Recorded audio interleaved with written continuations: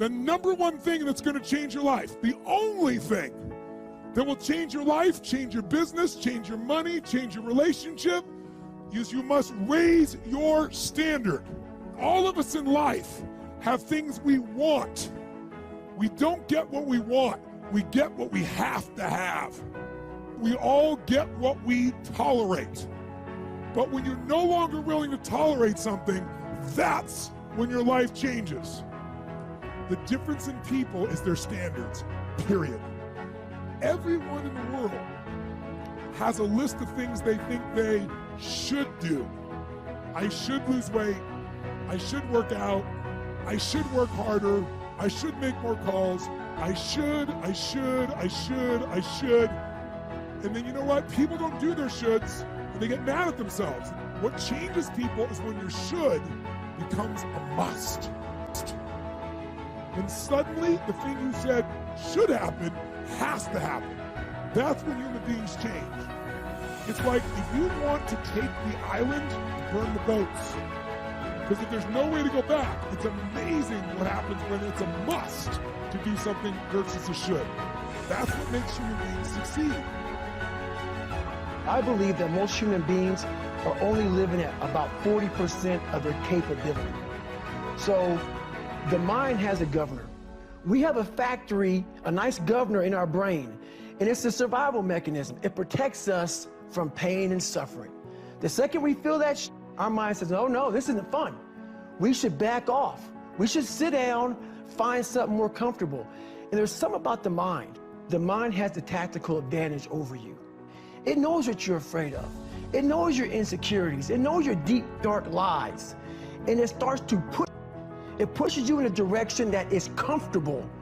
The mind controls everything. Getting better isn't a hack or a trick or a one change that you need to make. Getting better is a campaign. It's a campaign. It's a daily, a weekly, it's an hourly fight.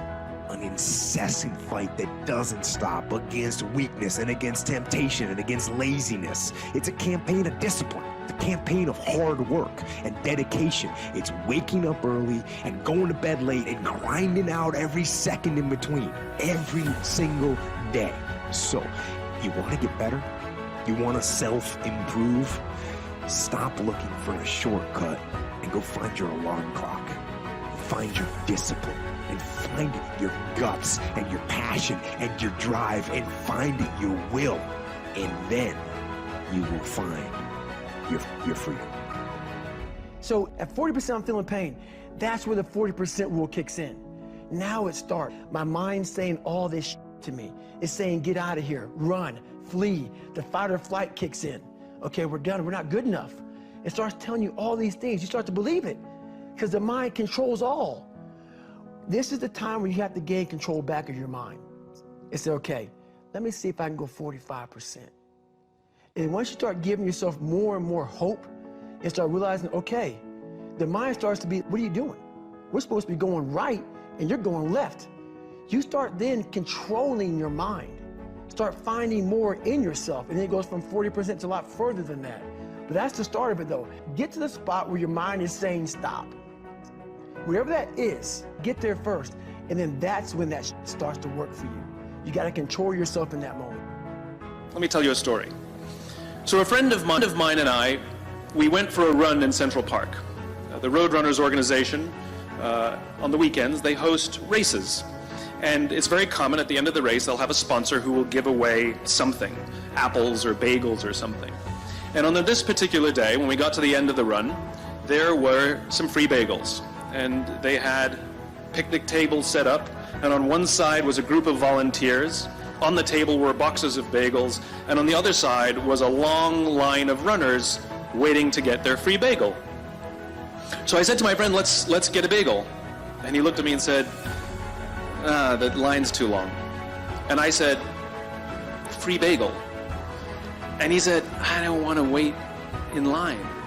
And I was like, free bagel. And he says, nah, it's too long. And that's when I realized that there's two ways to see the world.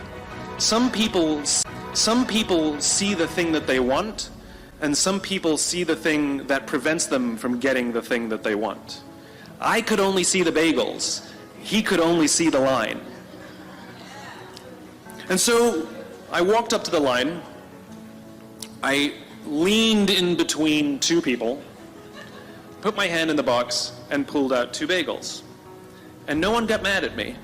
Because the rule is, you can go after whatever you want. You just cannot deny anyone else to go after whatever they want. Now, I had to sacrifice choice. I didn't get to choose which bagel I got. I got whatever I pulled out.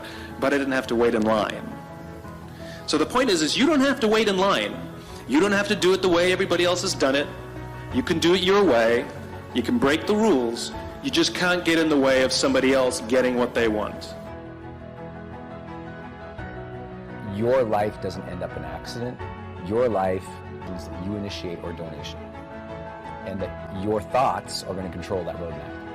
And so how are you using your mind today to either make yourself feel great or not? I posted on Instagram this morning. I said, listen, your destiny is ultimately controlled by a decision you already made this morning. Everyone watching this already made a decision this morning.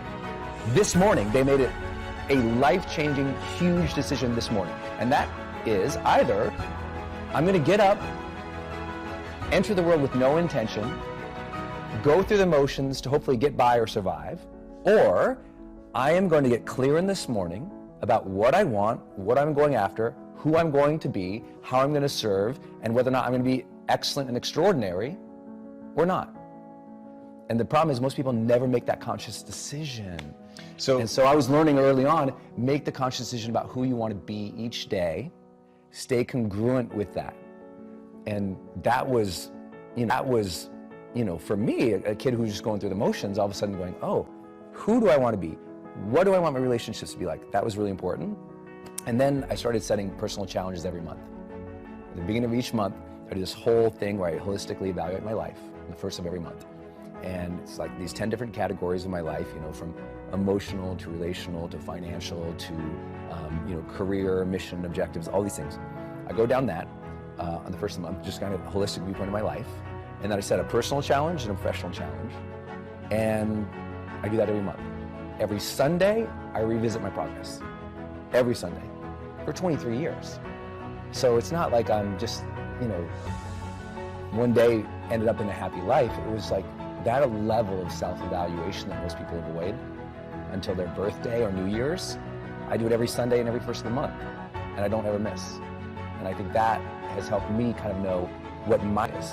Because I don't think I'm super special. It's like what I help people do, and this is chapter 1 of High-Performance Habits, right? Seek clarity. The only reason I get to work with all these people you mentioned is because they're at a new level in their life where they're going, what is it now for me? And I help them kind of figure that out. Like, what is it now for you about how you want to define yourself? What types of relationships you want and how deep you want to go? What is it that you want to develop as skill sets? And what is the specific service you want to provide? And I just work them through that because I've been working through that myself. So you're observing your life dispassionately from a place of mindfulness and understanding where the judgment isn't there that's negative. And so that's a huge part of it, because a lot of people, the reason they hate self-audits and they hate self-evaluation because it feels bad, but they're letting it feel bad. Like, instead, it's like, how do I perceive this and think through instead what my real intention should be? So how do I do it? And here's how I recommend others do it. First, I have my high-performance planner, which literally details out. But if you don't have the high-performance planner, here's a simple thing to do. 3 things I want you to do every day. First, I want you to write 10 prompts for the morning for yourself. 10 prompts. Those prompts for you might say, how can I be a great mother today? How can I show appreciation to someone on my team today? It might say, how do I care for my health today? It might say, 3 words I want to keep. The message I have for myself today is this. The most difficult thing I'm going to face today would be this, and the best way my best self could overcome it is this. 2 big long-term projects to keep in mind are this, right? Those, write down 10 prompts. So the high-performance planner begins in the morning. There's the 10 prompts that we know correlate with long-term success that we've measured. There they are. So I fill that out every morning. Second thing I want you to do at the end of the night, 10 more prompts. What did I learn about myself today? What did I learn about other people today? Did I demonstrate my best today? Where did I not? Where did I get stuck? Where did I get frustrated? What negative thought did I have today that I don't need to have anymore? How did I treat people today? Did I move as swiftly towards my goals today? That type of thing. But the other piece about it is at night, I do the scorecard. So for me, it's the 6 habits of high performance now: clarity, energy, necessity, productivity, influence, and courage. And so there's the word clarity, and it says, was I very clear about exactly what I need to do today to move forward? Score, 1 to 5.